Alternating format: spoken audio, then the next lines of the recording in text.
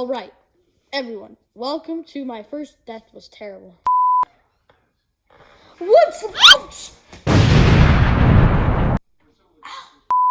All right, I'm back, guys. It's been like 1,000 years. I still can't do this intro correctly. All right, bye.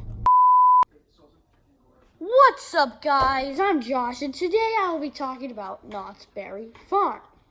And so I was browsing the net a little while ago, and I found something very weird on their webpage. It said that they were selling a regular season pass for $8. And when I saw this, I'm just like, whoa, $8? That's like really cheap. So I'm like, okay, I gotta get this. But then when I got there to buy it, it was like, wait. It's not $8. It's 11 payments of $8. I'm just like, still. So oh crap, my thing fell.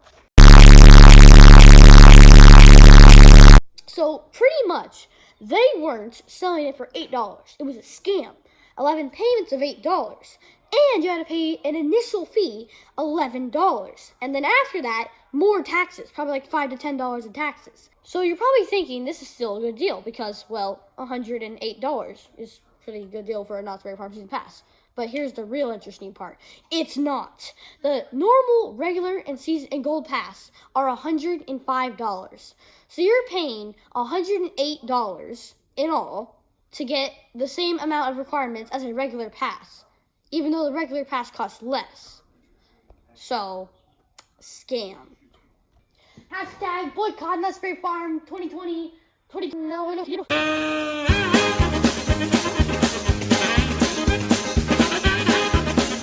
And yeah, that's all for this video. But really quick, real talk. Knott's Berry Farm is an amazing place. It's a great place to go with your friends and your family to go closer together and just have a great time. So, not a bad place. Don't take this seriously. Go buy the pass. Go support them. Knott's Berry Farm, please don't sue me because that would be bad.